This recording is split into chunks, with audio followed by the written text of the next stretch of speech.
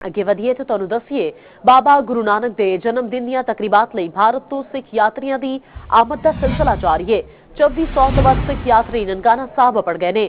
ਜ਼ਿਲ੍ਹਾ ਪੰਜਾਬ ਦਾ ਆਉਣ ਵਾਲੇ ਸਿੱਖ ਯਾਤਰੀਆਂ ਦਾ ਖੈਰ ਮਕਦਮ बेहतरीन इंतजामात ਤੇ ਫੁੱਲ ਪ੍ਰੂਫ ਸਿਕਿਉਰਿਟੀ ਯਕੀਨੀ ਬਣਾਉਣ ਦੀ ਹਿਦਾਇਤ। ਉਹਨਾਂ ਨੇ ਆਖਿਆ ਪੰਜਾਬ ਦੀ ਮਹਿਮਾਨ ਨਵਾਜ਼ੀ ਦਾ ਸਾਰੀ ਦੁਨੀਆ ਵਿੱਚ ਚਰਚਾ ਹੈ।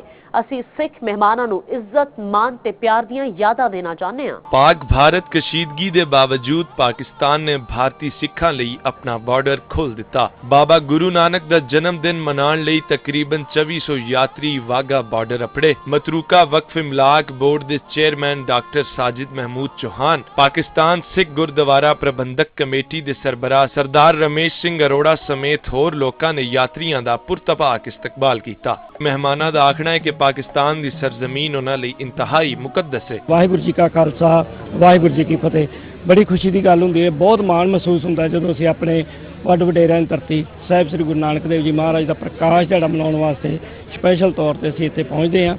ਅੱਜ ਇਸ ਤਰ੍ਹਾਂ ਮਹਿਸੂਸ ਹੋ ਰਿਹਾ ਕਿ ਜਿਵੇਂ ਅਸੀਂ ਆਪਣੇ ਨਾਨਕੇ ਆਏ ਹੋਏ ਹਾਂ। ਇੰਨੀ ਜ਼ਿਆਦਾ ਖੁਸ਼ੀ ਹੈ ਕਿ ਜਿਵੇਂ ਨਾਨਕੇ ਪਿੰਡ ਜਾ ਕੇ ਖੁਸ਼ੀ ਹੁੰਦੀ ਸੀ ਉਸੇ ਤਰ੍ਹਾਂ ਹੀ ਸਾਨੂੰ ਅੱਜ ਖੁਸ਼ੀ ਮਹਿਸੂਸ ਹੋ ਰਹੀ ਹੈ। भारतीय यात्रियों ਨੂੰ 13 नवंबर तक वीजा जारी किया गया है। मतरूका वक्फ इमलाक बोर्ड वल्लों खाण पीन रिहाइश ट्रांसपोर्ट ते सिक्योरिटी के मुकम्मल इंतजामात किए गए ने। इमिग्रेशन ते कस्टम क्लीयरेंस के बाद यात्री खसूसी बसां के जरिए ननकाना साहब अपड़ गए, जिथे जन्म दिन की मरकजी तकरीब 5 नवंबर नूं होवेगी। मेहमान यात्रा मुकम्मल करके 13 नवंबर नूं वाघा बार्डर दे राहीं वापस टुर जाणगे। रिजवान आसिफ, चौपाल, लाहौर।